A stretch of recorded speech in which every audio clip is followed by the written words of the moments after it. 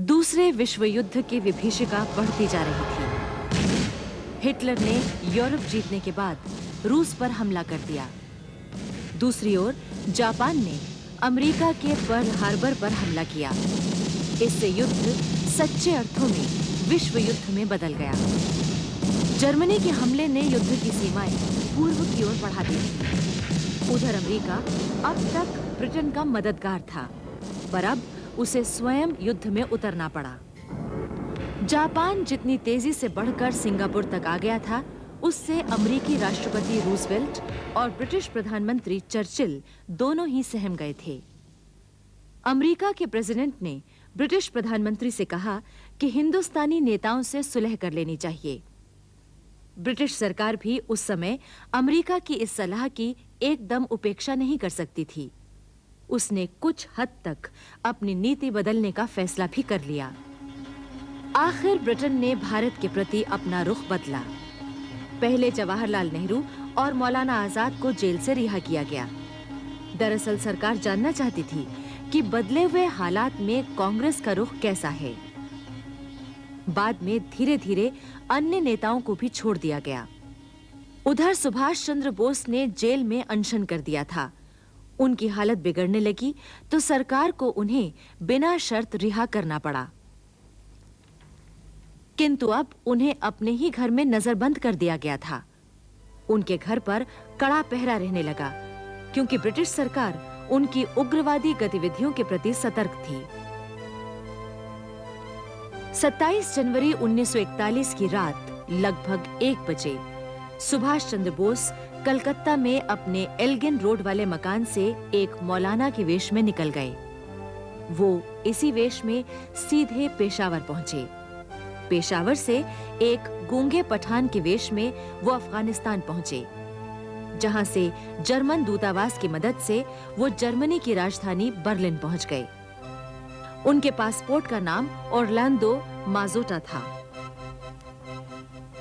Germany में जब Hitler से मिले तो उसने इनका स्वागत किया और इनकी योजनाओं पर विचार किया। हिटलर ने सुभाष चंद्र बोस को पूरी सहायता देने का आश्वासन दिया। इसके बाद सुभाष चंद्र बोस इटली भी गए और मुसोलिनी से भेंट की। जर्मनी वापस लौटकर उन्होंने आजाद हिंद संघ और आजाद हिंद फौज की स्थापना की। नवंबर 1941 में उन्होंने आजाद हिंद रेडियो की स्थापना की और उसके जरिए धुआंधार प्रचार कार्य आरंभ कर दिया। भारतीय नेताओं और ब्रिटिश सरकार को नेताजी सुभाष चंद्र बोस के बारे में अब तक कुछ पता नहीं था, किंतु जर्मनी से आजाद हिंद रेडियो के प्रसारणों को सुनने के बाद ही उन्हें पता लगा कि वो कहां हैं। मौलाना आजाद लिखते हैं, इस बीच जर्मनी और जापान से जो प्रचार शुरू हुआ था, उसका हिंदुस्तान में बहुत लोगों पर असर पड़ा। जापानी वायदों से बहुत लोग आकर्षित हुए। उन्हें लगा कि जापान हिंदुस्तान की आजादी और एशियाई एकता के लिए काम कर रहा है। मौलाना आजाद ने सुभाष चंद्र बोस के विदेश चले जाने पर महात्मा गांधी की प्रतिक्रिया के बारे में भी लिखा है। उनका कहना है कि मैंने ये भी पाया कि सुभाष चंद्र बोस के रहस्यमय तरीके से जर्मनी चले जाने का गांधी जी के मन पर बड़ा भारी असर पड़ा है। पहले बोस के कई काम उन्हें पसंद नहीं आए थे, पर अब तो मुझे उनका दृष्टिकोण बदला हुआ लगा। उनकी कई बातों से मुझे लगा कि सुभाष चंद्र बोस ने हिंदुस्तान से निकल जाने में जिस साहस और चतुराई का परिचय दिया, उसके प्रति उनके मन में प्रशंसा का भाव था। सुभाष चंद्र बोस के लिए इस प्रशंसा भाव ने अनजाने ही समूची युद्ध स्थिति के प्रति उनके दृष्टिकोण को प्रभावित किया था। उधर जापान में रास बिहारी बोस प्रवासी भारतीयों को संगठित कर चुके थे। दक्षिण पूर्व एशिया में Indian independence league, Azad Hind संघ की स्थापना हो चुकी थी और स्वयं रास बिहारी उसके अध्यक्ष थे। सिंगापुर विजय के बाद कैप्टन मोहन सिंह के नेतृत्व में आजाद हिंद फौज की स्थापना हुई और भारतीय युद्धबंदियों को उन्हें सौंप दिया गया।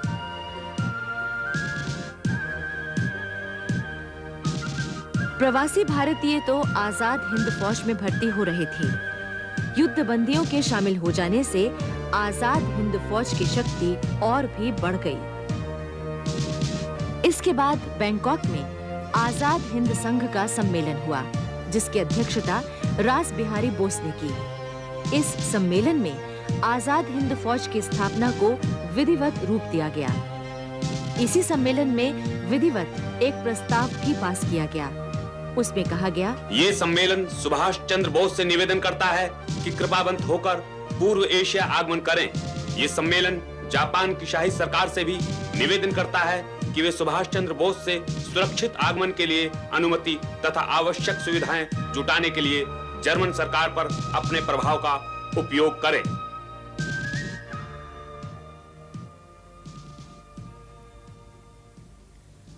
रंगून के पतन से ब्रिटिश प्रधानमंत्री चर्चिल के हाथ पैर फूल गए। उसने तत्काल घोषणा की कि ब्रिटिश सरकार कांग्रेस का सहयोग प्राप्त करने को तैयार है। वो भारत की राजनीतिक और वैधानिक रुकावटों को दूर करने के लिए सर स्टैफोर्ड क्रिप्स को भारत भेज रहे हैं। सर स्टैफोर्ड क्रिप्स ब्रिटेन में युद्धकालीन मंत्रिमंडल के सदस्य थे। उन्हें भारत के शुभचिंतकों में समझा जाता था और ऐसा विचार था कि भारत की आजादी के प्रति उनकी पूरी सद्भावनाएं हैं। सर स्टैफोर्ड क्रिप्स 22 मार्च 1942 को भारत पहुंचे और 20 दिनों तक उन्होंने भारतीय नेताओं से बातचीत की। वो समाजवादी थे और भारत के कई बड़े राष्ट्रवादी नेताओं से उनकी दोस्ती थी। इसलिए भारतीय जनता को आशा बंधी कि क्रिप्स के आने से समस्याओं के अच्छे समाधान प्राप्त होंगे। किंतु गांधी जी ने क्रिप्स के विचारों सुझावों पर दूसरी ही प्रतिक्रिया व्यक्त की थी। उन्होंने कहा, क्रिप्स योजना ऐसे बैंक के पोस्ट डेटेड चेक के समान है जो फेल होने जा रहा है। गांधी जी ने क्रिप्स के साथ वार्ता में भाग लेने से पहले ही इनकार कर दिया था, लेकिन क्रिप्स ने गांधी जी से अपने पूर्व परिचय का इस्तेमाल किया और वार्ता में शामिल होने के लिए उन्हें मना भी लिया।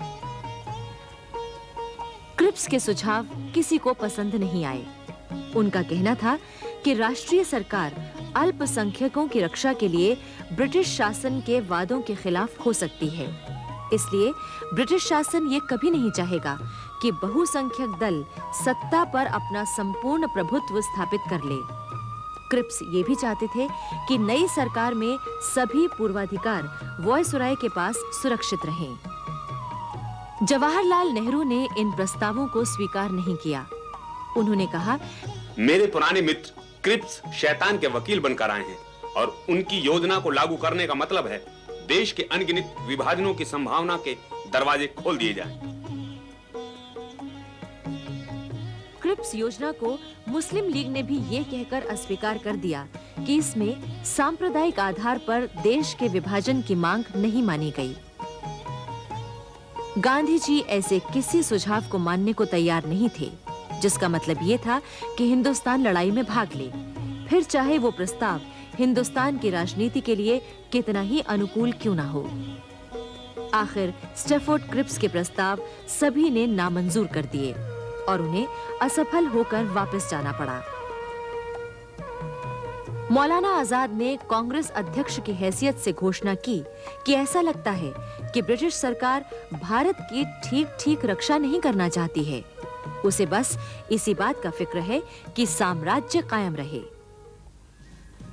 उधर बर्लिन रेडियो से सुभाष चंद्र बोस के प्रसारण जनता में नई चेतना जगा रहे थे। भारतीय जनता अब यही चाहती थी कि युद्ध में अंग्रेजों की कोई मदद न की जाए।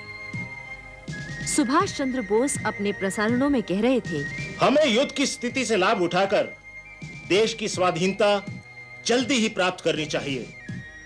इस काम में ब्रिटेन के शत्रुओं से मदद लेना कोई बुरी बात नहीं है। इस समय तक गांधी जी के विचारों में भी उग्रता आने लगी थी। वो कहने लगे थे कि भारत में ब्रिटिश साम्राज्य को तुरंत समाप्त होना चाहिए। ब्रिटिश सरकार के वादों से उनका विश्वास उठ चुका था। क्रिप्स मिशन की असफलता से सारे देश में निराशा और क्रोध की लहर दौड़ गई थी। जनता भी ये चाहती थी कि अंग्रेजों को भारत से चले जाने के लिए मजबूर किया जाना चाहिए ताकि भारत अपनी समस्याएं स्वयं सुलझा सके और अपनी रक्षा स्वयं कर सके। 29 अप्रैल से 2 मई तक इलाहाबाद में कांग्रेस महासमिति की बैठक हुई। इसमें गांधी जी ने तो भाग नहीं लिया, पर उनका मसौदा मीरा बहन ने पढ़कर सुनाया था। इस बैठक में एक संक्षिप्त प्रस्ताव पास किया गया। उसमें कहा गया, भारत अपनी शक्ति से स्वतंत्रता प्राप्त करेगा और उसी तरह उसे बनाए भी रखेगा। न केवल भारत के हित में, बल्कि ब्रिटेन की सुरक्षा और विश्व शांति तथा स्वतंत्रता के लिए यह जरूरी है कि ब्रिटेन भारत पर से अपना कब्जा हटा ले। गांधी जी ने दृढ़ निश्चय कर लिया था कि अब वो समय आ चुका है जिसकी उन्हें प्रतीक्षा थी। वो अब युद्ध का नेतृत्व करने को तैयार थे। जिन लोगों ने उस समय गांधी जी को शांत रहने का सुझाव दिया, उनसे गांधी जी ने स्पष्ट कह दिया, यदि मैं आपकी बात मान लूं, तो मुझे अपने अंदर की आवाज को दबा देना होगा। मेरी अंतरात्मा कहती है कि मुझे अकेले ही संसार से लोहा लेना पड़ेगा। उनका ये अटूट विश्वास था कि इस बार जो लड़ाई होगी वो व्यक्तिगत स्तर से नहीं, सामूहिक रूप से होगी। ये खुली चुनौती थी। गांधी जी के इन विचारों को सुनकर सारा संसार आश्चर्यचकित रह गया था। तब कांग्रेस कमेटी ने जो प्रस्ताव पारित करके सारे देश में प्रचारित किया, वो भी अत्यंत महत्वपूर्ण था। प्रस्ताव में कहा गया था, ये कमेटी भारत की स्वाधीनता के अटल अधिकार का समर्थन करने के उद्देश्य से अहिंसात्मक प्रणाली से और देशव्यापी पैमाने पर विशाल संघर्ष चालू करने की स्वीकृति देती है, जिससे देश में गत 22 वर्षों के शांतिपूर्ण संग्राम में संचित की गई समस्त अहिंसात्मक शक्ति का उपयोग हो सके। ये संग्राम गांधी जी के नेतृत्व में होगा। ये कमेटी उनसे प्रस्तावित कार्रवाइयों में राष्ट्र का नेतृत्व करने की प्रार्थना करती है।